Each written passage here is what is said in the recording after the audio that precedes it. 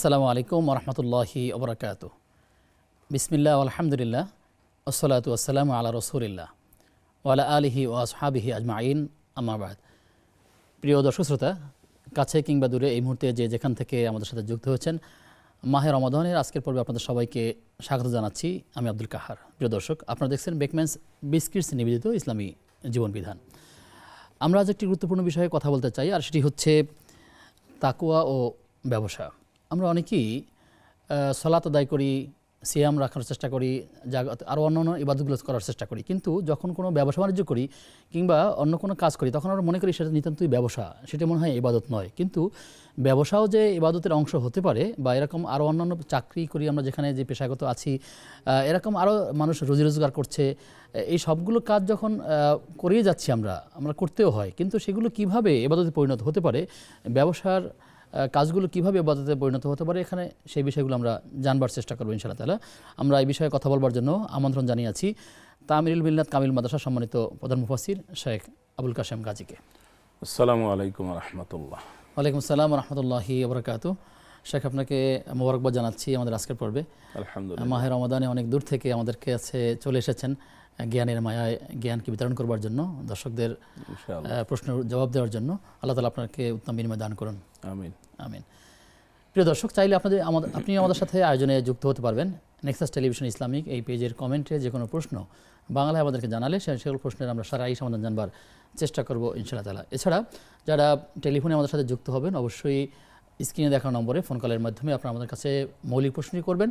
প্রশ্ন করবার সময় অবশ্যই আপনারা খেয়াল রাখবেন যাতে টেলিভিশনের সেট থেকে একটু দূরে গিয়ে কিংবা টেলিভিশনের ভলিউম কমই আমাদেরকে লাউডলি প্রশ্ন করবেন ইনশাআল্লাহ তাআলা। শেখ, যে বিষয়টি শিরোনাম করেছি আমরা, তাকওয়া এবং ব্যবসা। রমাদানে দেখা যায় স্বাভাবিক অন্য সময়েও বছরের 11টি মাসে যখন ব্যবসা থাকে, কিন্তু রমাদানকে কেন্দ্র করে আবার নতুন নতুন কিছু ব্যবসায়ী হয় শুধু এক মাসের জন্য। এই ব্যবসাতে তারা চিন্তায় থাকে কিভাবে তারা বেশি মুনাফা লাভ করতে পারবে। কিন্তু এই ব্যবসার মধ্যেও যে প্রকৃত সফলতা শুধুমাত্র অর্থনৈতিক লাভের মধ্য দিয়ে নয়, বরং তাকওয়া অর্জনের মধ্য দিয়েও যে ব্যবসা করা যায়, আপনি যদি সেই রূপরেখাটা বলেন।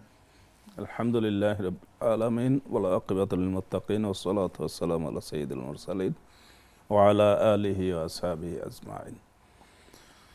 ক্বালা আল্লাহু তাআলা ফিল কুরআনিল মাজিদ, ইয়া আইয়ুহাল্লাযীনা আমানু কুতিবা আলাইকুমুস সিয়ামু কামা কুতিবা আলাল লাযীনা মিন ক্বাবলিকুম লাআল্লাকুম তাত্তাকুন। ওয়া ক্বালা রাসূলুল্লাহ সাল্লাল্লাহু আলাইহি ওয়াসাল্লাম, মান লাম ইয়াদা কাওলা যুরি ওয়াল আমালা বিহি ফালাইসা লিল্লাহি হাজাতুন ফি অত্যন্ত গুরুত্বপূর্ণ বিষয় আপনি যেটা নিয়ে এসেছেন, উপস্থাপন করেছেন, অর্থাৎ আমাদের জীবনের সাথে জড়িত এই রমজানের সাথে ঘনিষ্ঠ। রমজান উপলক্ষে মানুষ, এক্ষেত্রে ব্যবসায়ীদের তো অনেক মর্যাদা আছে, নানা কাজকর্ম তাদের সাথে আমরা করতে হয়। তো যদি আপনি, রমজান উপলক্ষে মানুষ একটু বেশি ইবাদত করার চেষ্টা করে, সেই ক্ষেত্রে মানুষ কেনাকাটার দিক থেকেও একটু বেশি কেনাকাটা করতে চেষ্টা করে, যাতে সুন্দর স্বাচ্ছন্দ্যভাবে রমজানের কাজগুলো, রোজা রাখা এবং তারাবির নামাজ পড়া, এর সাথে সংশ্লিষ্ট যা কিছু, এগুলো সুন্দর আরাম আয়েশের সাথে করতে পারে। কিন্তু আপনি যেটা বলছেন যে এই সময় সিজনাল কিছু ব্যবসায়ী নেমে আসে, এবং এই রমজানকে কেন্দ্র করে দুর্ভাগ্যবশত আমাদের দেশে মাল জিনিসের দাম বাড়ানোর একটা সিন্ডিকেট তৈরি হয়। শাবান মাসের আগে যখনই আমরা দোয়া পড়া শুরু করি, আল্লাহুম্মা বারিক লানা ফি রজব ওয়া শাবান ওয়া বাল্লিগনা রমাদান, ওই 2 মাস আগেই তারা খবর পেয়ে যায় রমজান আসতেছে। তখন থেকেই সিন্ডিকেট তৈরি করার চেষ্টা করে, এবং সিজনাল কিছু ব্যবসায়ী, তারা আপনি যেটা বলছেন, তারা অল্প বিনিয়োগে বেশি লাভ করার চেষ্টা করে।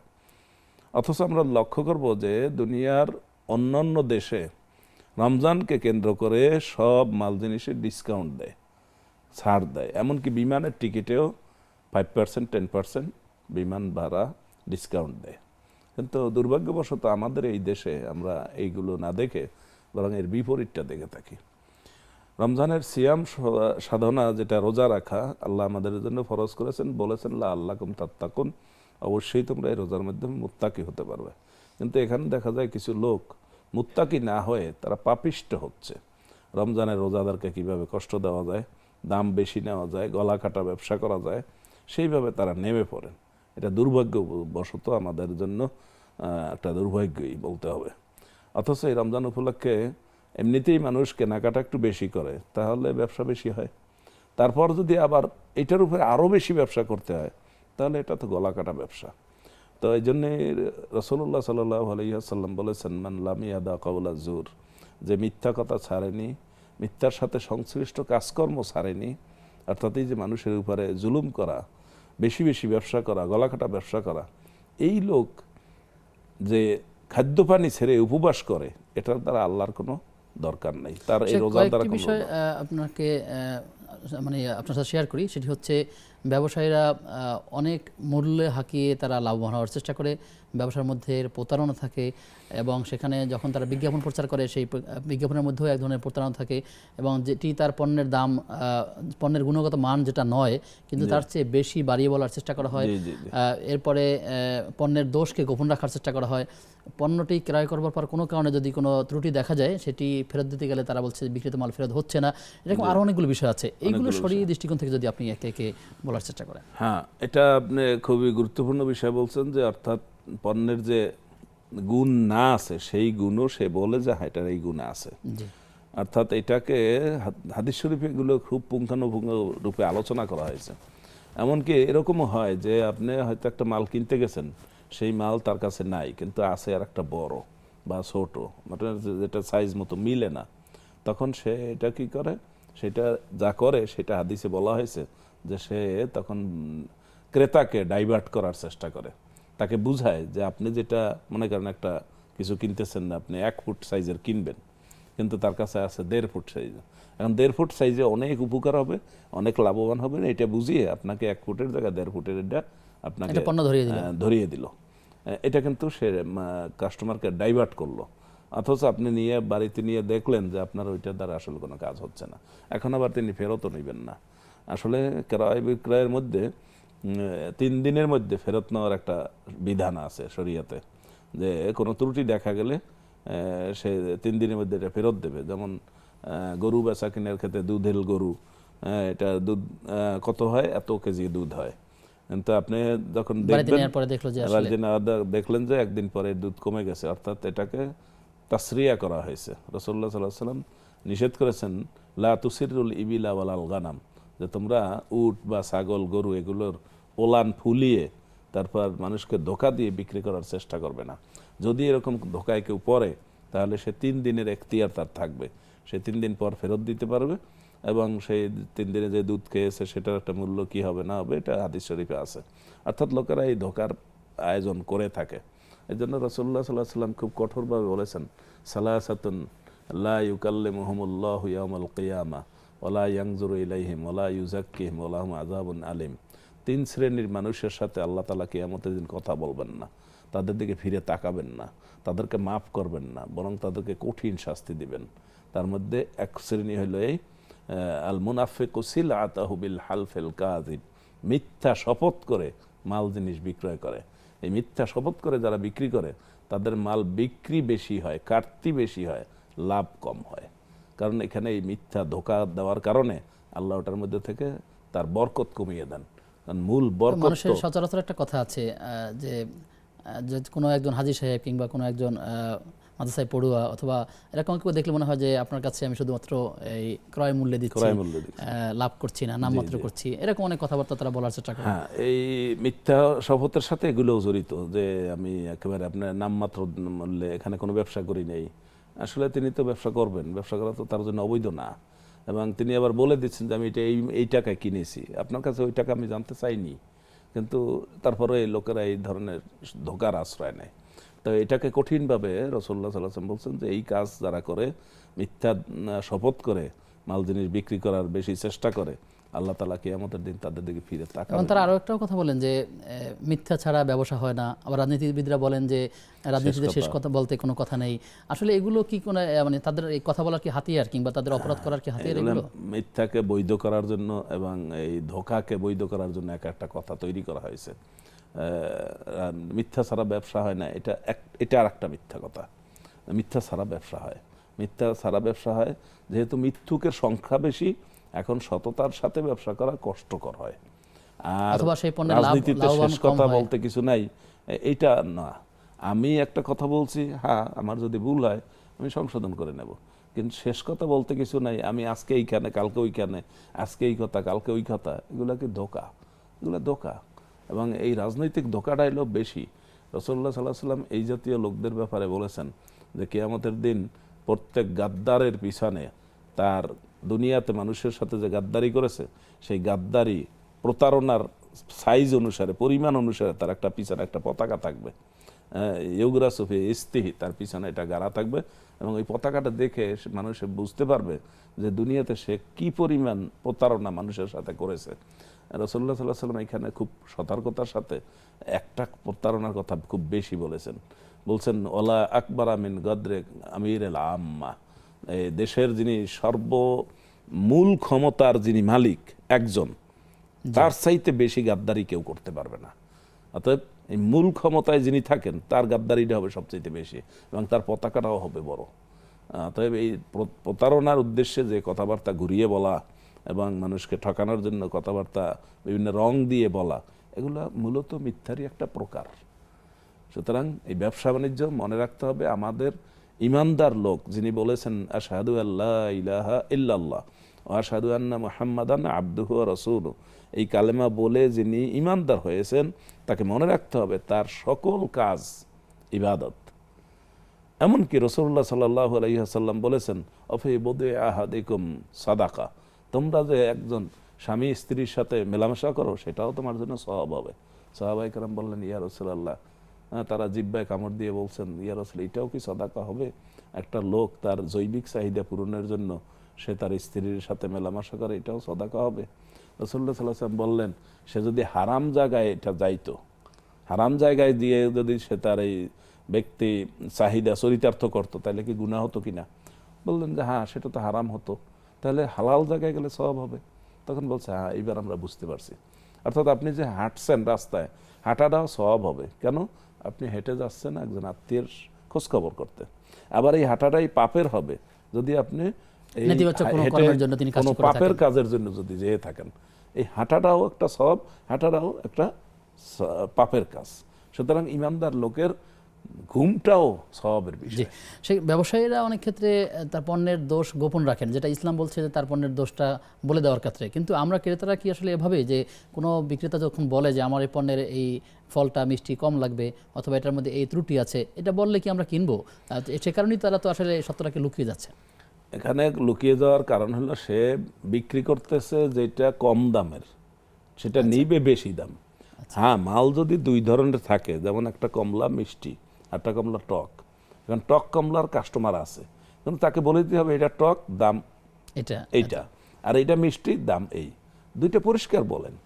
আমরা তো লক্ষ্য করব যে আমাদের দুনিয়ার তো এখন হাতের মুঠায়, দুনিয়াটা এখন গ্লোবালাইজেশনের কারণে এখন দুনিয়াটা তো আমাদের হাতের মুঠায়, আমরা জানতে পারি।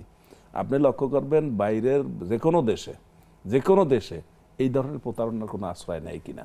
আপনি যাবেন মালয়েশিয়া, ইন্দোনেশিয়া, সৌদি আরব, এরকম অনেক রাষ্ট্র আছে, সেখানে কিন্তু এই প্রতারণার কোনো সুযোগ নেই। একদম পরিষ্কার আপনার সামনে থাকবে এটার মূল্যই, এটার মূল্যই, এটা এই কাজ হয়, এটা এই কাজ হয়। কিন্তু আমাদের দেশে যেটা কম মূল্যে সেটাকে বেশি মূল্যে চালানোর জন্য এই মিথ্যার আশ্রয় নেওয়া হয়। কম মূল্যের তো কাস্টমার আছে, সবগুলোই প্রতারণার অন্তর্ভুক্ত। এগুলো সবগুলোই প্রতারণার অন্তর্ভুক্ত। জি, আপনার কাছে আবার আসবো বিরতির পর ইনশাআল্লাহ তাআলা। প্রিয় দর্শক, আপনারা দেখছেন বেকম্যানস বিস্কিটস নিবেদিত ইসলামী জীবন বিধান। সময় হয়েছে একটা বিরতির, ফিরছি কিছুক্ষণ পর, সাথে থাকুন।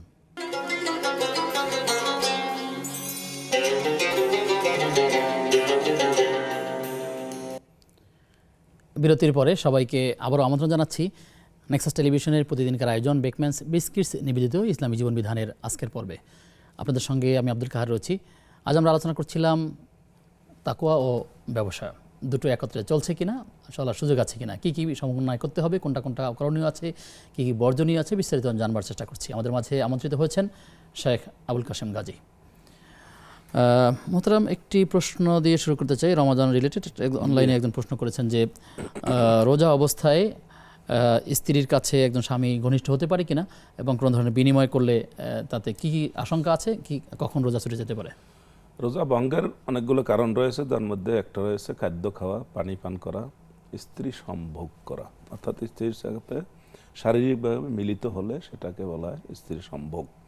এটা রোজা ভঙ্গের কারণ।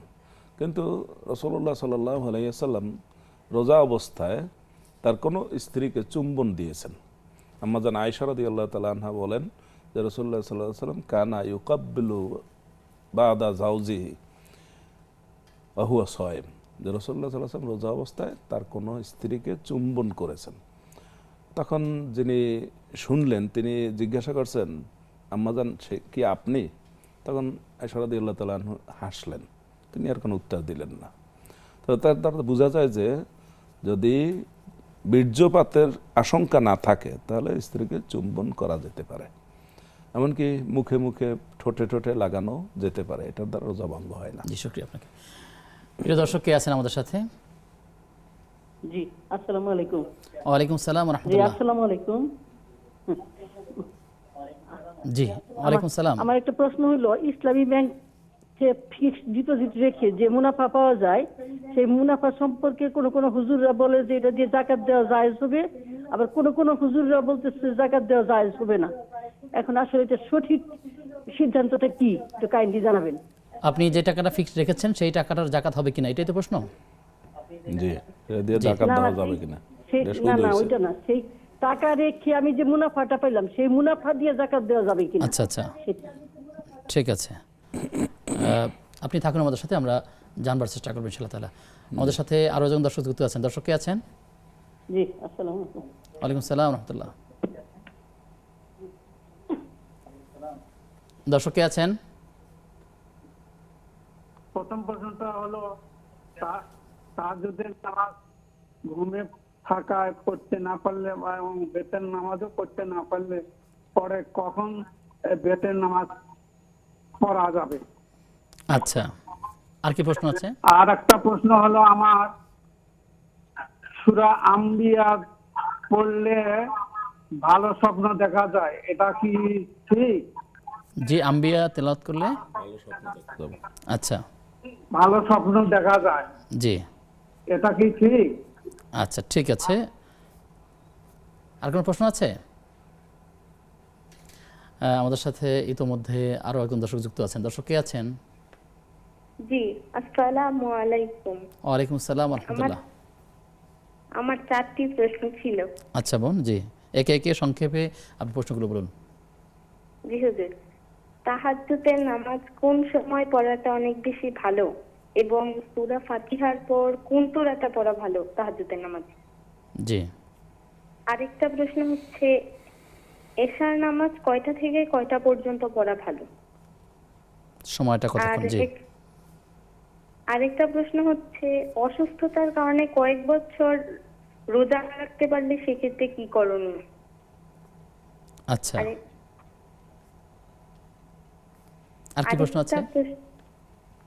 আরেকটা প্রশ্ন আছে, একই অসুস্থতার কারণে কয়েক বছর নামাজ মানে কায়েম না করতে পারলে সেক্ষেত্রে কি করণীয়? আচ্ছা, ঠিক আছে বোন, আপনারা থাকুন আমাদের সাথে, আমরা জানার চেষ্টা করছি ইনশাআল্লাহ তাআলা। সে একটি বিষয় ক্লিয়ার জি। হচ্ছে যে দর্শকরা অনেক সময় আমাদেরকে সালাম প্রদান করেন, কখনো এক বা একাধিকবার। আমরা তো কখনো কখনো একবার সালামের জবাব নেই, কিন্তু তারপরেও পুনরায় সালাম দিচ্ছেন। আসলে মূলত কয়বার সালামের জবাব নিতে হবে? যতবার দিবেন ততবার, নাকি একবার দিলে হবে? এখানে একটু আমাদের সমস্যা হচ্ছে, আপনি যখন সালাম দেন তখন তিনি উত্তর দেন, তিনি উত্তর দিয়ে তিনি আবার একটা সালাম দেন। এই আবার সালামটা দিবেন না, দর্শকরা এই সালামটা দিবেন না। আপনি একবার উত্তর দিবেন আর একবার দিবেন না, যাতে সময় একটু বাঁচে বা না, সাশ্রয়ী হয়, সময়ের জন্য সেক্ষেত্রে না, খেয়াল এটা রাখার চেষ্টা করতে হবে যাতে করে। তারা যে দ্বিতীয়বার আবার সালাম দেয়, এটা তো সালামের আদব কায়দা না, এটা সালামের নিয়ম না। আপনি সালাম দিচ্ছেন, তিনি সালাম দিবেন, এরপর আবার তিনি সালাম দিচ্ছেন, এটা দিবেন না। এটা তারা দর্শকদেরকে আমরা অনুরোধ করবো, তারা দ্বিতীয়বার সালাম রিপিট করবেন না, এটা সালামের নিয়ম না। জি, আশা করছি আমাদের দর্শকরা বিষয়টি খেয়াল রাখবেন। আমাদের দর্শক যে প্রশ্নটা করলেন যে জি। তিনি ইসলামী ব্যাংকে টাকা ফিক্সড রেখেছেন, সেখান থেকে যে মুনাফাটা পাচ্ছেন বা লভ্যাংশ, সেটা দিয়ে জাকাত দেওয়া যাবে কিনা? হ্যাঁ, এটা অত্যন্ত গুরুত্বপূর্ণ আর্থিক বিষয়ের প্রশ্ন, আমাদের জীবন ঘনিষ্ঠ। ইসলামী ব্যাংকের তিনি ফিক্সড ডিপোজিট অথবা যে কোনোভাবে ইসলামী ব্যাংক থেকে তিনি লভ্যাংশ পাচ্ছেন, তার দ্বারা জাকাত দিতে পারবেন। তিনি বলছেন যে কেউ কেউ বলছেন এটার দ্বারা জাকাত হবে না, যেহেতু এই ইসলামী ব্যাংকের এটা সুদের সাথে জড়িত, এটা বলছেন কেউ কেউ। আমি অনুরোধ করব, আপনি তাদের কথা শুনবেন না। ইসলামী ব্যাংকের একটা শক্তিশালী শরিয়া বোর্ড আছে, সেই বোর্ড এখানে বৈধতার সার্টিফিকেট দেয়, তখন ইসলামী ব্যাংক এইভাবে লেনদেন করে। মানে সেখানে প্রত্যেকটা কাজের জবাব দিতে প্রত্যেকটা আছে। কাজের জবাব দিতে আছে এবং শরীয়তের বাইরে যাওয়ার কোনো সুযোগ নাই। আর যিনি বলছেন এটা মানে সুদ এর সাথে জড়িত, তাকে বলবেন তিনি একটা ব্যাংক চালু করবেন, ওই ব্যাংকে তখন আপনি ফিক্সড ডিপোজিট করবেন, আমরাও করব। কিন্তু তিনি কোনো ব্যাংক তৈরি করতে পারতেছেন না। তিনি না তৈরি করতে পেরে এখানে তিনি ফতোয়া দিচ্ছেন, মানুষকে বিভ্রান্ত করছেন। এই বিভ্রান্ত করা থেকে আমরা অনুরোধ করব তারা বিরত থাকবেন, অথবা তারা একটা সুদমুক্ত, যেটাকে তারা বলছেন সুদমুক্ত, সেই ব্যাংকটা তারা চালু করবেন। চালু করার আগে কোনো কথা বলতে পারবেন না। তাহলে গ্রাহক নিশ্চিন্তে তিনি কোনো ইসলামী ব্যাংকে রাখলে সেখানে যে অবশ্যই অবশ্যই গ্রাহক সেটি তার জন্য ঠিক বৈধ মতো এবং ইসলামী ব্যাংকে আসেন এবং এটা ঠিক আছে। এই গ্রাহককে প্রতারিত করছে এই সমস্ত লোকেরা, তারা কিন্তু কোনো রাস্তা দেখাচ্ছে না।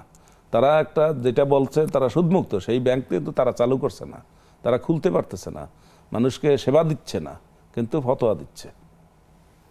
আল্লাহ তাআলা আমাদেরকে বোঝার তৌফিক দান করুন।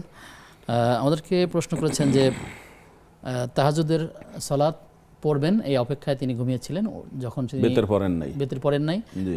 কিন্তু পরবর্তী দেখা গেল তিনি ফজর হয়ে গেছে, বেতেরও পড়তে পারেনি, তাহাজ্জুদও পড়তে পারেননি।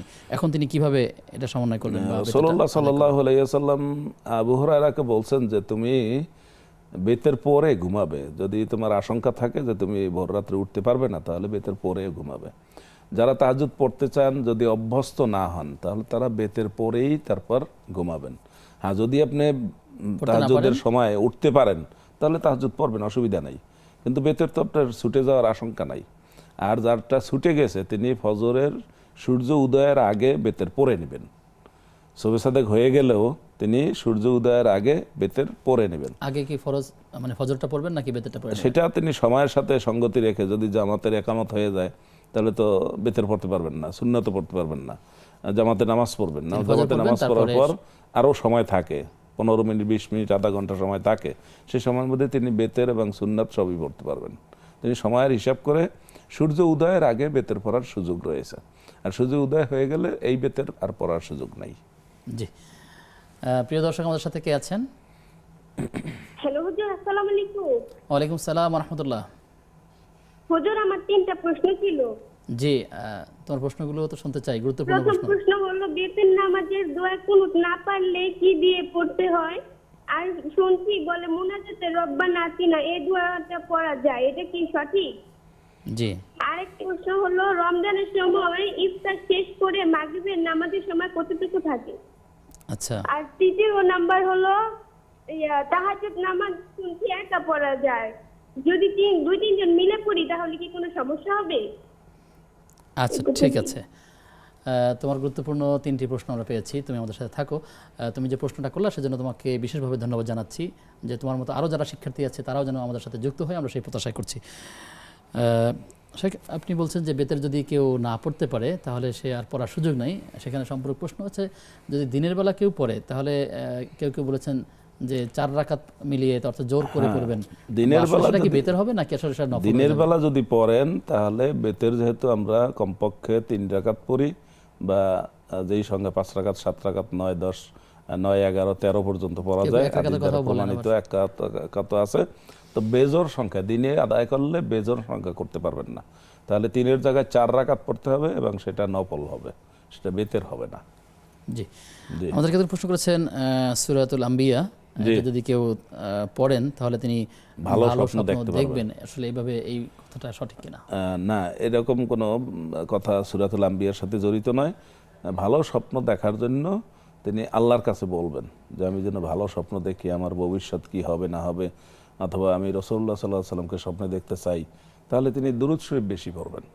ঘুমানোর সময় দুরূদ শরীফ পড়তে পড়তে ঘুমাবেন এবং আল্লাহর কাছে বলবেন যে আল্লাহ আমি যেন রাসূলুল্লাহ সাল্লাল্লাহু আলাইহি ওয়াসাল্লামকে স্বপ্নে দেখতে পাই। কিন্তু সূরাতুল আম্বিয়ার সাথে ভালো স্বপ্ন দেখার তেমন কোনো সম্পর্ক নাই। জি, শুকরিয়া আপনাকে। আমাদেরকে একবার প্রশ্ন করলেন যে তাহাজ্জুদের সময় কখন এবং সূরা ফাতিহার পরে কোন সূরা দিয়ে তাহাজ্জুদ সালাত আদায় করলে সেটা বেশি আল্লাহর কাছে প্রিয়, বা এরকম কোনো বিষয় আছে কিনা? তাহাজ্জুদের সময় হলো মধ্যরাতের পরে, আর উত্তম সময় হলো শেষ 1 ঘন্টা। ফজরের ওয়াক্ত যখন হয়, যেমন এখন 5টা 10-এ ফজরের ওয়াক্ত হয়ে যায়, 4টা 10 থেকে 5টা 10 পর্যন্ত যে 1 ঘন্টা, সেই 1 ঘন্টা, শেষ 1 ঘন্টা হলো তাহাজ্জুদের সবচাইতে উত্তম সময়, এবং এই উত্তম সময়ে তাহাজ্জুদের জন্য মক্কা মুকাররমা এবং মদিনা মুনাওয়ারায় আজান দেওয়া হয়। ফজরের আজান সময় মতো তার ঠিক 1 ঘন্টা আগে একবার আজান দেওয়া হয় তাহাজ্জুদ পড়ার জন্য এবং সাহারি খাওয়ার জন্য। রাসূলুল্লাহ সাল্লাল্লাহু আলাইহি ওয়াসাল্লামের 2 জন মুয়াজ্জিন ছিলেন, একজন তো সবাই জানে বেলাল রাদিয়াল্লাহু তাআলা আনহু, আর একজন ছিলেন অন্ধ সাহাবী আব্দুল্লাহ ইবনে উম্মে মাকতুম।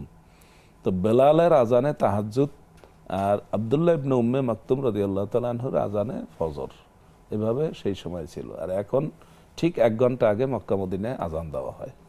শেষ 1 ঘন্টা হলো তাহাজ্জুদের সবচেয়ে গুরুত্বপূর্ণ উত্তম সময়। সময়। আল্লাহ তাআলা আমাদেরকে তাহাজ্জুদের মতো সেভাবে আমল গুরুত্বপূর্ণ করাতে আমলগুলো হবে। করবার তৌফিক দান করুন। প্রিয় দর্শক, আমাদের সাথে কে আছেন পরিচয় দিয়ে প্রশ্ন করুন। হ্যালো, আসসালামু আলাইকুম। ওয়ালাইকুম আসসালাম ওয়া রাহমাতুল্লাহ। আমি নেত্রকোনা থেকে কইতেছি, কেন্দ্র আর কি আমার শ্বাসকষ্ট, বুঝছেন, দিনে অনেক সময় হুজুর সমস্যা লাগে কি এই অনেকেই কয় ইনহেলার টানলে টাকানো যাইব, কি যাইব না যাইতো না, আমি তোরা খাই না। এটা আপনার কাছে জানতাম আর কি। আচ্ছা, এক প্রশ্ন বুঝতে পেরেছেন? প্রশ্নটি যদি আপনি আরেকবার করেন। জি, আমার ধন্যবাদ। শ্বাসকষ্ট, জি, বুঝতে পেরেছি। আপনি হ্যাঁ, ইনহেলার নেওয়া যাবে কিনা রোজা অবস্থায়। আর কোনো প্রশ্ন আছে? আমাদের সাথে ইতোমধ্যে আরও একজন দর্শক যুক্ত আছেন। দর্শক কে আছেন? আসসালামু আলাইকুম। ওয়ালাইকুম আসসালাম ওয়া রাহমাতুল্লাহ। জি, জি, আপনার প্রশ্নটি কি?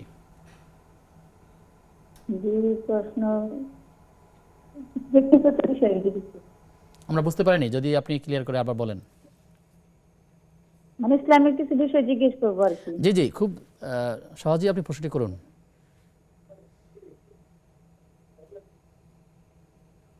জি দর্শক, আপনি কি শুনতে পাচ্ছেন? জি জি, জি, প্রশ্নটি কি আপনার? আমার প্রশ্ন হলো যে আমরা যে মেয়েদের যে পিরিয়ড চলাকালীন, জি। তো অনেকে তো মানে এক একজনের এক একটা নিয়ম আর কি, 7 দিন বা 5 দিন। তো এক্ষেত্রে যদি মনে করেন 7 দিন অনেকে থাকে, তো 5 দিনের পর যদি না দেখা যায় তাহলে কি রোজা রাখলে কি হবে কিনা, আচ্ছা, ঠিক আছে। আর নামাজ কি হবে কিনা, মানে 7 দিন পরিশ্রম করে নামাজ পড়তে হবে নাকি, মানে 6 দিনের পর থেকে দেখা না গেলে নামাজ পড়া যাবে কিনা এটা। আর আরেকটা প্রশ্ন ছিল আমার, যে অনেকে বলে যে ধন সম্পদ কম থাকলে নাকি হিসাব কম হয়।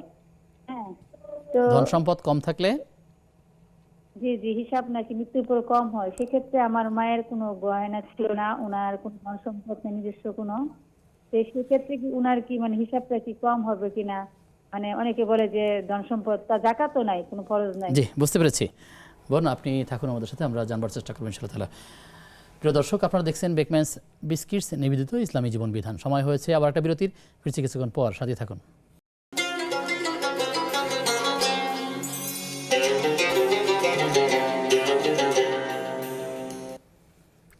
বিরতির পরে সবাইকে আবার আমন্ত্রণ নেক্সাস টেলিভিশনের প্রতিদিনকার আয়োজন বেকম্যানস বিস্কিটস নিবেদিত ইসলামী জীবন বিধানের আজকের পর্বে। আপনাদের সঙ্গে আমি আব্দুল কাহার রয়েছি, আমার সঙ্গে মেহমান রয়েছেন শেখ আবুল কাশেম গাজী। আমরা আলোচনা করছিলাম রমাদানের একটি গুরুত্বপূর্ণ বিষয়, সেটি হচ্ছে তাকওয়া ও ব্যবসা, অর্থাৎ ব্যবসার ক্ষেত্রে তাকওয়া কত গুরুত্বপূর্ণ, সেই সাথে আপনাদের করা বিভিন্ন প্রশ্নের উত্তর আমরা জানার চেষ্টা করছি। শেখ, আমাদেরকে দর্শকের প্রশ্ন আছে, একজন বলেছেন যে এশার সময় আসলে কখন শুরু কখন শেষ? 5 ওয়াক্ত নামাজ সম্পর্কে সূরা তাহা 130 নম্বর আয়াতে বলা আছে, সূর্য হেলে পড়লে জোহরের রক্ত শুরু হয়, সূর্য পশ্চিম আকাশে ছায়া 1 গুণ হলে অথবা 2 গুণ হলে পার্থক্য আছে, আসরের রক্ত শুরু হয়, সূর্য ডুবলে মাগরিবের রক্ত শুরু হয়, পশ্চিম আকাশের লালিমা দূর হলে এশা রক্ত শুরু হয়। এখন লালিমা সবাই দেখে শুনে বুঝার একটু কষ্টকর, যদি ঘড়ির টাইমে বলেন তাহলে 1 ঘন্টা 15 মিনিট অথবা 1 ঘন্টা 20 মিনিট পরে মাগরিবের রক্ত থেকে এশা শুরু হয়। যে সূর্যাস্ত থেকে 1 ঘন্টা 15 থেকে 20 মিনিট পরে এশা রক্ত শুরু হয়। জি, শুকরিয়া আপনাকে। তার আরেকটা প্রশ্ন ছিল, যদি কেউ অসুস্থ থাকে দীর্ঘ সময়, সে যদি রোজা রাখতে না পারে তাহলে তিনি কি করবেন, এবং যদি কেউ তার সালাত আদায় করতে না পারেন তাহলে বা তিনি কি করবেন? আল্লাহ তাআলা এই সম্পর্কে বলেছেন, ওয়ালাল্লাযীনা ইউতীকুনাহু ফিদিয়াতুন তুআমু মিসকিন, যারা রোজা রাখতে অক্ষম তারা ফিদিয়া দিবেন। একটা রোজার জন্য একজন দরিদ্র মিসকিনকে তিনি 2 বেলা মানে মধ্যম অবস্থায়, মানে যেই খাবার দাবার আমরা মধ্যম এই শ্রেণী। খাবারের হিসাবটা কার মানের হিসাব হবে? যিনি অসুস্থ তার যিনি অসুস্থ খাবারের মানের তার, হিসাব? যিনি অসুস্থ তার খাবারের মান মধ্যম মানের খাবার দিবেন। একদিনের রোজার জন্য 2 বেলা খাবার বা খাবারের টাকা? খাবার দিবেন, এটা বলা আছে। আচ্ছা, আর এখন যদি টাকা দেন সেটাও ওটার বিকল্প হিসাবে হতে পারে। তো এক রোজার জন্য একদিনের, এভাবে যে কয় রোজা তিনি থাকতে পারবেন না, অক্ষম, বয়স বেশি হয়ে গেছে, অসুস্থ, স্থায়ী অসুস্থ, তিনি এটা ফিদিয়া দিতে পারেন। দ্বিতীয়ত বলেছেন তিনি সালাতের কথা, যদি সালাতের কথা যেটা বলছেন যে সালাত যদি কেউ আদায় করতে না পারে সেটা কি করবে, সেইটার জন্য কোনো ফিদিয়া দিতে হবে বা বিনিময় দিতে হবে বা মিসকিনকে কিছু দিতে হবে বা করতে হবে, এই কথা কোরআন এবং হাদিসে নাই। তবে রোজার কথা যেহেতু আছে, এইটার উপরে অনুমান করে, কিয়াস করে কেউ কেউ সালাতেরটাও ওই ধরনের নির্ধারণ করে। সেটি কি আসলে উচিত হবে? সেটা মূলত দলিল ছাড়া সেটা উচিত হবে না। যেটা শরীয়তে দলিল নাই, রাসূলুল্লাহ সাল্লাল্লাহু আলাইহি ওয়াসাল্লাম বলছেন তারাকতু ফিকুম আমরাইন, আমি তোমাদের কাছে 2টা ডকুমেন্ট রাখছি। এই ডকুমেন্টে নামাজের কিন্তু কাফারা দিতে হবে এটা আসে নাই। রোজার কথা আসছে, এমনকি রোজার কথা এমনও আসছে যিনি রোজা রাখতে পারেননি, তিনি মারা গেছেন, মান মাতা আলাইহি ওলিহু, তার ওলি, তার কাছের লোকেরা তার রোজা রাখতে পারবে, সেটাও বলা আছে, কিন্তু নামাজের কথা নাই। নামাজ অন্যরা পড়ে দিলেও হবে না এবং তার নিজেও রোজার মতো করে নামাজ যারটা তারই পড়তে হবে। আর তিনি যদি বেহুশ থাকেন, তার যদি সেন্সলেস থাকে, তার যদি হুশ না থাকে, সেটা তার জন্য নামাজ কাজা হয়নি। জি, আশা করছি বুঝতে পেরেছেন। প্রিয় দর্শক, কে আছেন আমাদের সাথে? হ্যালো, আসসালামু আলাইকুম। ওয়ালাইকুম আসসালাম ওয়া রাহমাতুল্লাহ। আমার একটা প্রশ্ন ছিল। জি, আচ্ছা, নবী করিম সাল্লাম যুগের গুহায় যখন ধ্যানে ছিল, তখন তো ওনার একটা ধ্যান করতে হলে একটা বস্তুর উপরে ধ্যান করতে হয়, একটা বিষয়ের উপর। দর্শক আপনি মুসা করে নবীও ধ্যানে ছিল, কিসের উপরে তারা ধ্যানটা করতে? ধ্যান করতে হলে একটা বস্তুর উপরে ধ্যান, বস্তুর উপরে ধ্যান করে, এটা তার ছিল। আপনার মূল প্রশ্নটি কি ধ্যান সম্পর্কিত? না, ওই যে নবী করিম সাল্লাম তো হিরার গুহায় ধ্যানে ছিলেন না, জি, তখন তো সে একটা বস্তুর উপরে ধ্যান করছে, যেটা কি বস্তু ছিল, এবং মুসা নবীও চল্লিশ ধ্যান করছে। একটা ধ্যান পদ্ধতি একটা বস্তু লাগে, কিসের উপরে ধ্যান জি, করছে? আপনি থাকুন আমাদের সাথে, আমরা জানার চেষ্টা করছি। আমাদের সাথে 2জন দর্শক আছেন। দর্শক একে একে প্রশ্নগুলো শুনতে চাই। কে আছেন দর্শক? যুক্ত কে আছেন আমাদের সাথে?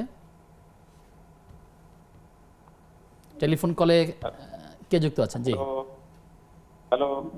জি, আমরা শুনতে পাচ্ছি ভাইয়া, হ্যালো, আমরা শুনতে পাচ্ছি, আপনি বলুন। আপনি যদি জি জি না, টেলিভিশন সেট থেকে দূরে গিয়ে প্রশ্ন করুন প্লিজ। হ্যালো, আসসালামু আলাইকুম। ওয়ালাইকুম আসসালাম ওয়া রাহমাতুল্লাহ। জি, আমি কি প্রশ্ন করতে পারবো এখন? জি জি জি জি, আমার প্রশ্নটা হলো, বিধর্মীদেরকে যাকাতের অর্থ দেওয়া যাবে কিনা? আচ্ছা, আর কোনো প্রশ্ন আছে আপনার? না, আর কোনো জি, ধন্যবাদ আপনাকে, আপনি থাকুন আমাদের সাথে। আমাদের সাথে আর কেউ আছেন কি? দুঃখিত, সংযোগটি বিচ্ছিন্ন হয়ে গেছে। শেখ, আমাদের হাতে বেশ কিছু প্রশ্ন রয়ে গেছে, আমরা যদি একে একে এগুলোর অর্থ জানার চেষ্টা করি। আর এর আগে যে দর্শক প্রশ্ন করেছিল অসুস্থতার কারণে, আপনি অনেক মানুষ দেখা যায় স্বাভাবিক অসুস্থতার কারণে রোজাটাকে স্কিপ করছেন, রাখছেন না বা পরবর্তী রাখবেন না। তো আসলে এই অসুস্থতা বলতে শরীয়তে কোন ধরনের অসুস্থতাকে অ্যালাউ করে? জি, অত্যন্ত গুরুত্বপূর্ণ। অসুস্থতা বিভিন্ন ধরনের হতে পারে। কেউ হালকা একটু অসুস্থতার জন্য বিদেশে চলে যায়, সেটাও একটা অসুস্থতা।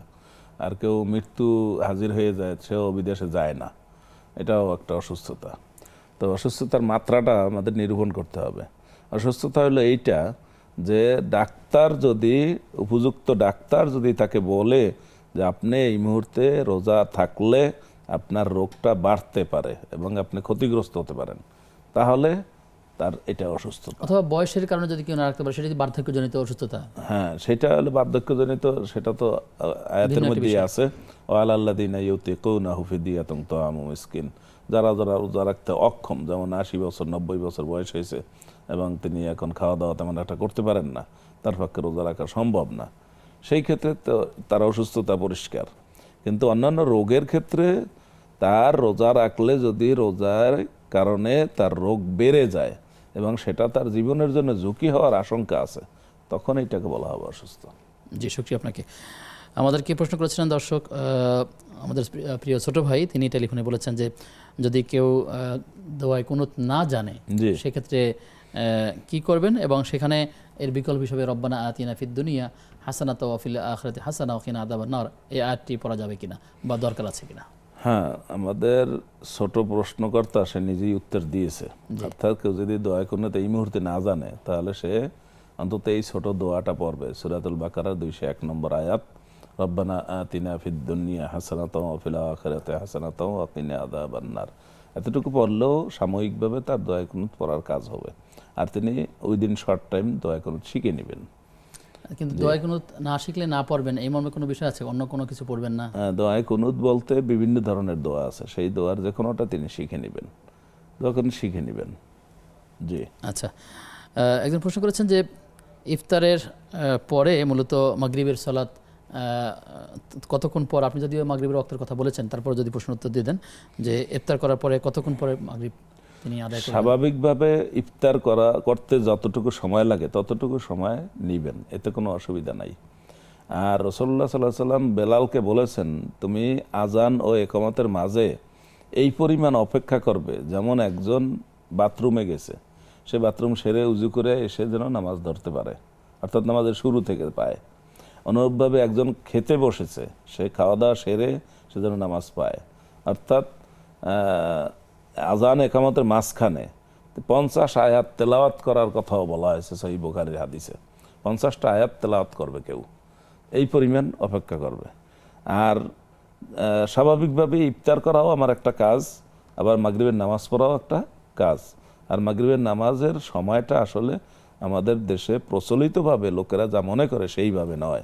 মাগরিবের নামাজের সময়টা হলো 1 ঘন্টা 15 মিনিট লম্বা, এর মধ্যে আদায় করলে সেটা আদায় হবে, সেটা কাজা না।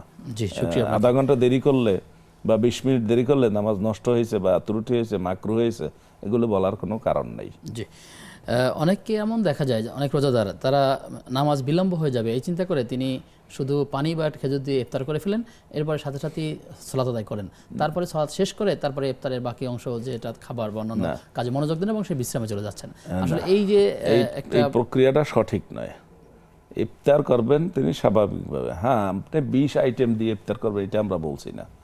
আপনি খেজুর খাবেন, আপনি পানি পান করবেন, সামর্থ্য অনুযায়ী সামান্য ইফতার যেটা স্বাভাবিক, সেটা আপনার যদি 10 মিনিট লাগে 10 মিনিট করবেন, যদি 15 মিনিট লাগে 15 মিনিট করবেন।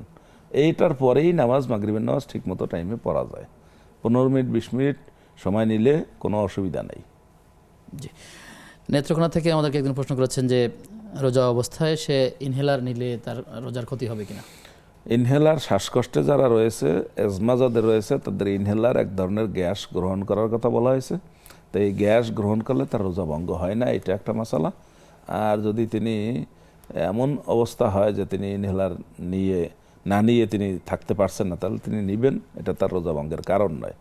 আর যদি এরকম পারেন পাওয়ারফুল ইনহেলার যদি তিনি সাহারি খাওয়ার সময় একবার নিলেন, আবার ইফতারের পরে একবার নিলে তার হয়ে যায়, তাহলে সেই মূল্য মানেরটা তিনি সংগ্রহ করবেন যাতে সন্দেহের মধ্যে তার থাকতে না হয়। কেউ কেউ ইনহেলার নেওয়া জায়েজ মনে করেন, আর কেউ কেউ না জায়েজ মনে করেন। দুইটা, যেহেতু এগুলো আধুনিক মাসালা, এই আধুনিক মাসালার ব্যাপারে আপনি কংক্রিট কোনো সিদ্ধান্ত দিতে পারবেন না। দুইটা অভিমত আসছে, আপনি যে কোনোটা ভালো মনে করে করতে পারেন। জি, শুকরিয়া। প্রিয় দর্শক, কে আছেন আমাদের সাথে? আসসালামু আলাইকুম। ওয়ালাইকুম আসসালাম ওয়া রাহমাতুল্লাহ। নেত্রকোনা থেকে বলছি। জি জি হুজুর, আমার একটা প্রশ্ন, যে আমরা যে নামাজ পড়ি, বিতরের নামাজ পড়ার জন্য আমরা 3 রাকাত নামাজ আমি যেভাবে পড়ি আর কি, 2 রাকাত করে আত্তাহিয়াতু বলে উঠে যায়, উঠে আবার আলহামদুলিল্লাহ বলে পরে যে আমার হাত ছাইড়া দিয়ে আল্লাহু আকবার করে দোয়া কুনুত করি, এটা কি আমার ঠিক আছে না ভুল হয়? আচ্ছা, আর একটা হচ্ছে যে আমরা যে পিরিয়ড হই, অনেক সময় দেখা যায় 2 দিন 3 দিন থাকার পরে আর একদম থাকে না, 2 দিন 3 দিন না থাকে আবার দেখা যাচ্ছে একদিন আইসা পড়ে। তা আমি যে মাঝখানে নামাজ পড়বো, কোরআন তেলাওয়াত করবো, এগুলো কি আমার গুনাহ হবে নাকি ঠিক আছে? যখন থাকবে তখন না পড়া, আর যখন না থাকবো না তখন পড়া যাবে নাকি? জি, এখন এরকম অবস্থা যে সারাদিন আমি রোজা রাখলাম, নামাজ পড়লাম, দেখলাম নাই, যে পরের দিন আবার একটু আছে, তখন আমি কি করব? আচ্ছা, বুঝতে পেরেছি। বিস্তারিত বিবরণ শেখ শুনেছেন, আমরা বিরতির পরে এসে জবাব দেওয়ার চেষ্টা করব ইনশাআল্লাহ। প্রিয় দর্শক, আপনারা দেখছেন বেকম্যানস বিস্কিটসে নিবেদিত ইসলামী জীবন বিধান। সময় হয়েছে সর্বশেষ বিরতির। ফিরছি কিছুক্ষণ পর, সাথে থাকুন।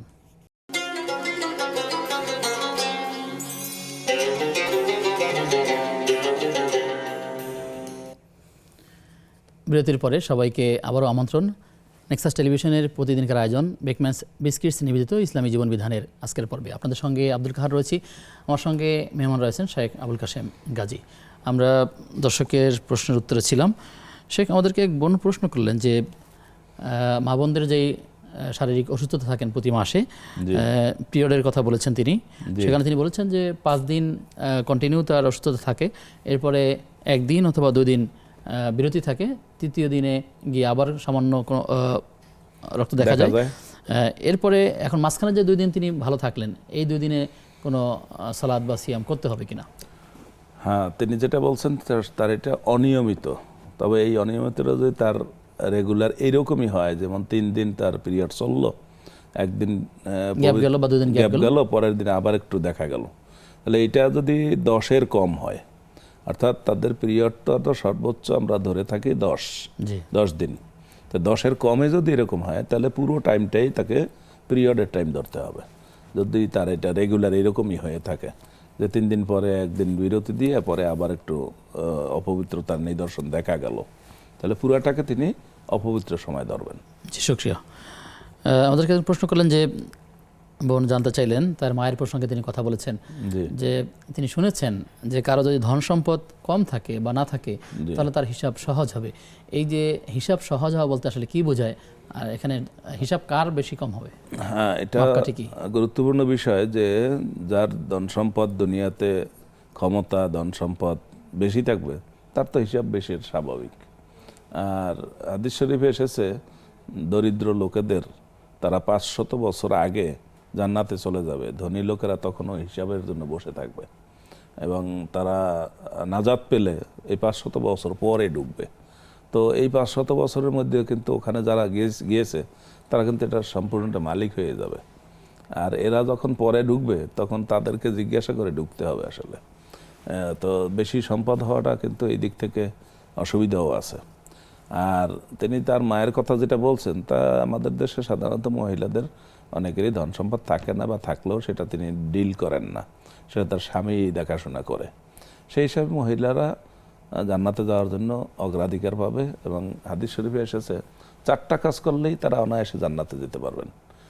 আল মারআতু ইজা আমিলাত খামসান ইজা সাল্লাত খামসাহা ওয়া সামাত রামাদানা, তখন একজন মহিলা ঈমান গ্রহণ করার পরে 5 ওয়াক্ত নামাজ আদায় করবে, রমজানের রোজা রাখবে, স্বামীর আনুগত্য করবে আর পর্দার সাথে থাকবে, সে যে কোনো জান্নাতের দরজা দিয়ে জান্নাতে ঢুকতে পারবে। মহিলাদের জন্য তো সহজ। আশা করছি মা বোনদের জন্য এই বিষয়গুলো অত্যন্ত গুরুত্বপূর্ণ আমলের বিষয়। আল্লাহ তাআলা আমাদেরকে বোঝার তৌফিক দান করুন। শেখ প্রশ্ন করেছেন যে ধ্যান করতেন আমাদের প্রিয় নবী সাল্লাল্লাহু আলাইহি ওয়াসাল্লাম, তিনি হেরাগুয়ে গিয়েছেন এবং তিনি মুসা নবী প্রসঙ্গে কথা বলেছেন। মূলত ধ্যান কি বিষয় করেছিলেন, এই বিষয়ে কি বর্ণনা পাওয়া যায়? রাসূলুল্লাহ সাল্লাল্লাহু আলাইহি ওয়াসাল্লাম সেখানে গিয়ে যে কাজটা করতেন, মূলত কোনো ধ্যান করতেন এরকম বিষয় খুঁজে পাওয়া যায় না। সহিহ বুখারীতে উল্লেখ আছে আউয়ালু মা বুদিয়া বিহি রাসূলুল্লাহ সাল্লাল্লাহু আলাইহি ওয়াসাল্লাম। এখানে দুটো বিষয় যদি আপনি ক্লিয়ার করেন, একটা হচ্ছে কোন বিষয়টা নিয়ে ধ্যান করতেন, আর একটা হচ্ছে কোনো বস্তুর উপরে আসলে বসে বা স্থির থেকে সেখানে ধ্যান করতেন কিনা। কেউ কেউ বলেছেন হেরা গুহাতে তিনি পাথরের উপরে সালাত আদায় করতেন, মানে অর্থাৎ বসে থাকতেন, বা এরকম কোনো বস্তুর রিলেটেড কোনো বিষয় আছে কিনা। লোকেরা যেগুলো বলে সেগুলো তাদের কল্পনা থেকে বলে বেশিরভাগ, আর আমরা যেটা বলি সেটা কোরআন এবং হাদিসের ডকুমেন্টারি বলার চেষ্টা করি। আচ্ছা, তো লোকেরা যেগুলো বলে সেগুলো নিয়ে আমরা চিন্তা বেশি করতেছি না। রাসূলুল্লাহ সাল্লাল্লাহু আলাইহি ওয়াসাল্লাম হেরা গুহায় থাকতেন এবং সেখানে রাতও কাটাতেন। হ্যাঁ, তো সেখানে তিনি একাধিক রাতও কাটাতেন। তো সেখানে তিনি কি করতেন, সেখানে তিনি এই বিষয়টা নিয়ে চিন্তিত ছিলেন, যেহেতু তখনও তার কাছে ওহী আসে নাই। তখন তিনি চিন্তা করতেন এইটা যে এই মানুষের সমাজে তিনি যা দেখছেন তার সমাজে, জাহিলিয়াত সমাজে কারণে অকারণে মানুষ মারামারি করে, খুনাখুনি করে, ঝগড়া ফাসাদ করে, কোনো নিরাপত্তা নাই, নারীদের কোনো মূল্য নাই, যে সমাজটা কি এভাবেই চলবে? এই জন্যেই কি দুনিয়াতে মানুষ সৃষ্টি হয়েছে? এইগুলা নিয়ে তিনি চিন্তা করতেন। এই চিন্তার এক পর্যায়ে তার কাছে ওহী আসছে, তারপর তিনি ওহী মোতাবেক চলতে শুরু করছেন। কিন্তু তিনি ধ্যান করতেন। আমাদের সমাজে হয়তো কেউ বলবেন যে তারা ধ্যান করেন, এটা করেন, ওটা করেন। কি করেন? সহিহ বুখারী শরীফ হাদিসে রাসূলুল্লাহ সাল্লাল্লাহু আলাইহি ওয়াসাল্লাম হেরা গুহায় যে ওহী পেয়েছেন, তার আগে তিনি ওখানে যেতেন, থাকতেন, কি করতেন সেগুলো পরিষ্কার আসছে। সেখানে নির্দিষ্ট কোনো বস্তুর উপরে তিনি নামাজ পড়তেন বা সেজদা দিতেন বা সেখানে কপাল ঠেকায় রাখতেন, এই জাতীয় কোনো কথা আসে নাই। আর তিনি নির্দিষ্ট কোনো বিষয় নিয়ে চিন্তা করেন নাই। তিনি চিন্তা করছেন তার সমাজে যে বিশৃঙ্খলা চলতেছে সেইটার কোনো শুরু হবে, নাকি মানুষ এই মারামারি কাটাকাটি এগুলো করার জন্য এই দুনিয়াতে আসছে, তার জন্য করণীয় এই বিষয়ে চিন্তা করতেন। আমাদের একজন প্রশ্ন করেছেন যে বিধর্মী যারা আছেন অন্য ধর্মের, তাদেরকে জাকাতের টাকা দেওয়া যাবে কিনা? জাকাত দেওয়ার জন্য 8টা খাত রাসূলুল্লাহ সাল্লাল্লাহু আলাইহি ওয়াসাল্লাম বলছেন, ইন্নাল্লাহা লাম ইয়ারদা আলা নাবিয়্যিন ওয়ালা আলা রাজুলিন। আল্লাহ তাআলা কোনো নবীর উপরেও সন্তুষ্ট না এবং কোনো ব্যক্তির উপরে তো নাই। ফাজাজ্জাহু সামানিয়াতা আজ্জা। তারপর আল্লাহ নিজেই এটাকে জাকাত বিতরণের খাত 8টা খাত ভাগ করছেন। ভাগ করে সূরাতুত তাওবার 60 নম্বর আয়াতে বলে দিয়েছেন। সেই 60 নম্বর আয়াতের মধ্যে একটা আছে অল মুআল্লাফাতে কুলুবুহুম, অর্থাৎ যারা অমুসলিম তাদেরকে জাকাত দেওয়া যেতে পারে এই শর্তে যে তারা হয়তো এই জাকাতের এই বিষয়টায় প্রলুব্ধ হয়ে তারা ইসলামের দিকে চলে আসবে, অথবা অমুসলিম দেশ, সেখানে কিছু মুসলমান থাকেন অল্প অল্প সংখ্যালঘু, এই সংখ্যালঘু মুসলমানের নিরাপত্তার জন্য ওখানে যারা প্রভাবশালী অমুসলিম আছে তাদেরকেও জাকাতের কিছু দিলে তারা মুসলমানদের সিকিউরিটি রক্ষা করবে, তার নিরাপত্তা রক্ষা করবে, সেই ক্ষেত্রে জাকাত দেওয়া যেতে পারে। তবে কোনো কোনো উলামায়ে কেরাম বলেছেন যে এখন সেই অবস্থা নাই, কারণ আবু বকর রাদিয়াল্লাহু তাআলা আনহুর খেলাফত আমলে ওমর রাদিয়াল্লাহু তাআলা আনহুর কাছে যখন কেউ আল মুআল্লাফাতে কুলুবুহুম এই আয়াতের ব্যাখ্যা হিসাবে তারা জাকাত নেওয়ার জন্য গেছেন, তখন আবু বকর রাদিয়াল্লাহু তাআলা তাকে একটা কাগজে লিখে দিচ্ছিলেন যে তাদেরকে জাকাত দেওয়া হোক। ওমর রাদিয়াল্লাহু তাআলা কাগজটা দেখে আর ওই লোকেদের অবস্থা বুঝে তিনি এই কাগজটা ছিঁড়ে ফেলে দিয়েছেন। তখন তারা গিয়ে আবু বকরের কাছে নালিশ করছেন যে আল খলিফা আনতা আম ওমর, খলিফা কি আপনি নাকি ওমর খলিফা? আপনি আমাদেরকে কাগজ দিলেন, স্লিপ দিলেন, ওমর কাগজ স্লিপ ফেলে দিল, আমাদেরকে জাকাত থেকে দিল না। তখন আবু বকর রাদিয়াল্লাহু তাআলা চুপ রইলেন এবং পরবর্তীতে ওমরের কাছে জিজ্ঞাসা করে এটা জানার সুরার করার চেষ্টা করেছেন।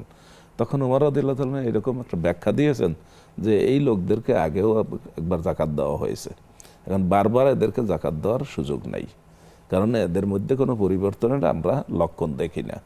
এই জন্য কোনো কোনো উলামায়ে কেরাম বলে থাকেন এখন ইসলাম স্বয়ংসম্পূর্ণ শক্তিশালী এবং কোনো জায়গায় দুর্বল নাই, সুতরাং অমুসলিমদেরকে দেওয়ার সুযোগ নাই, যদিও আয়াত পরিষ্কার দেওয়ার সুযোগ আছে। জি, শুকরিয়া আপনাকে। অনলাইনে প্রশ্ন করেছেন মোহাম্মদ শাফায়াত হোসাইন, তিনি বলেছেন যে রোজা রেখে ঠোঁটে লিপ জেল দেওয়া যাবে কিনা? ঠোঁটে যেগুলো দেওয়া হয় লিপস্টিক, সেটা যদি কোনো মানে স্বাদের জিনিস হয় অথবা ঠোঁটে দেওয়ার পর এটা পেটে যাবে এরকম আশঙ্কা থাকলে তাহলে দেওয়া যাবে না। আর যদি বহির অংশে দেয় এবং সেটা যদি প্রলেপ না হয়, শুধু একটা কালার যদি হয়, সেটা হয়তো দিতে পারে। শীতের দিনে ব্যবহার কারণে অনেক সময় ঠোঁট ফেটে যাচ্ছে, যে জেল ব্যবহার করে থাকেন, জেল ব্যবহার করলে সেটা ঠোঁটে থাকবে, সেটা জিহ্বায় যাবে না এবং মুখে যাবে না, তাতে কোনো অসুবিধা নেই। জি, আপনার মধ্যে আমরা অনেকগুলো বিষয়ের উত্তর জেনেছি। একটি মশলা বলবেন যে সেখানে আর প্রশ্ন আছে, যদি কেউ রোজা রেখে স্ত্রী ব্যবহার করে তাহলে তার কাজা এবং কাফারা আদায় করতে হবে কিনা? হ্যাঁ, এটা হাদিস শরীফে এসেছে, একজন বৃদ্ধ তিনি রোজা অবস্থায় তিনি তার স্ত্রীর সাথে মেলামেশা করেছেন। এরপর তিনি যখন বুঝতে পেরেছেন যে তার এটা করা ঠিক হয় না, তিনি রাসূলুল্লাহ সাল্লাল্লাহু আলাইহি ওয়াসাল্লামের কাছে চলে গেছেন। লম্বা বর্ণনা, খুব সংক্ষেপে সেখানে রাসূলুল্লাহ সাল্লাল্লাহু আলাইহি ওয়াসাল্লাম তাকে বলছেন তুমি লাগাতার 2 মাস রোজা রাখবে। এই কাজ যদি কেউ করেন রোজা অবস্থায় স্ত্রীর সাথে মেলামেশা করেন, তাহলে পুরুষ লোক 2 মাস রোজা রাখবেন, আর স্ত্রী লোক যিনি রোজা ভঙ্গ হয়েছে তারটাও ভঙ্গ হয়েছে, তিনি একটা রোজা রাখবেন, যেহেতু স্বামীর কারণে তার রোজাটা ভঙ্গ হয়েছে, তিনি কিন্তু এটার জন্য দায়ী দুজনের না। যদি আগ্রহ থাকে আর দুইজনে মিলেমিশে সমানভাবে করলে আগ্রহ তো থাকলে। দুইজনেরই রাখতে হবে, সেটা তো স্বাভাবিক। তো এই ক্ষেত্রে 2 মাস লাগাতার 2 মাস রোজা রাখবেন, এবং বিরতিহীনভাবে। যদি মাঝখানে আবার বিরতি আর রোজা হয়, রাখার বিকল্প কোনো আর রোজা রাখতে যদি না পারেন, ওই লোকের ব্যাপারেই বলা হয়েছে যে তুমি রোজা রাখো, সে বলছে আমি তো বৃদ্ধ মানুষ, আমার পক্ষে 2 মাস রোজা রাখা সম্ভব না। তখন বলছে তুমি তো 60 জন মিসকিনকে খাওয়াও। তখনও সে বলছে একবেলা নাকি দুবেলা? আফকারা মিন্নি, যে আমি আমার চাইতে গরিব যারা তাদেরকে দেব। তখন বলছে যে লা আফকারা মিন্নি লাবে তাইন, যে আমাদের এই যে এলাকায়, এই আমার চেয়ে গরিব আর কেউ আমাদের নেই। সমাজে বলা হয় কান্দি, এই কান্দি ওই কান্দি, এই 2 কান্দির দুই মধ্যে মহল্লার মধ্যে আর কি, লাবে বা এই তাইহা, যে এই 2 মহল্লার মধ্যে আমার চাইতে গরিব কেউ নাই। তখন রাসূলুল্লাহ সাল্লাল্লাহু আলাইহি ওয়াসাল্লাম হেসে দিলেন, এবং ফাবাদাত আনিয়াবুহু, তার শিকারি দাঁত বের হয়ে গেছে, একটু জোরে হাসি দিলেন। তারপর বলছেন তুমিই খাও। অর্থাৎ তার মানে হয় কেউ যদি সীমা লঙ্ঘন করে, কাফারাটা তাকে এক্ষেত্রে 2 তিনি মাসের তাহলে- রোজা রাখতে হবে, অথবা 60 জন মিসকিনকে খাওয়াতে হবে। শেষ পর্যন্ত সেই লোক নিরুপায়, এই জন্য তার জন্য ব্যতিক্রম। তো রোজাও করবেন এবং কাফারা জি দিবেন। জি, জি, শুকরিয়া। আপনার মাধ্যমে আমরা অনেকগুলো বিষয়ের সমাধান জেনেছি। আপনাকে আলহামদুলিল্লাহ। ধন্যবাদ জানিয়ে আপনার থেকে বিদায় নিচ্ছি। শুকরান। প্রিয় দর্শক, আমরা যে বিষয়ে আলোচনা করছিলাম যে আসলে ব্যবসায়ের ক্ষেত্রে সততা শুধু ব্যবসায় নয়, প্রত্যেকটা পেশার ক্ষেত্রেই আমাদেরকে সততার আশ্রয় গ্রহণ করার চেষ্টা করতে হবে। আল্লাহ তাআলাকে খুশি করবার জন্য আমাদের দুনিয়ার জাগতিক কাজগুলো পরিচালনা করার চেষ্টা করতে হবে ইনশাআল্লাহ তাআলা। আজ এ পর্যন্তই। আগামী অনুষ্ঠান দেখবার আমন্ত্রণ জানিয়ে আজকের মতো বিদায় নিচ্ছি। আসসালামু আলাইকুম ওয়া রাহমাতুল্লাহি ওয়া বারাকাতুহু।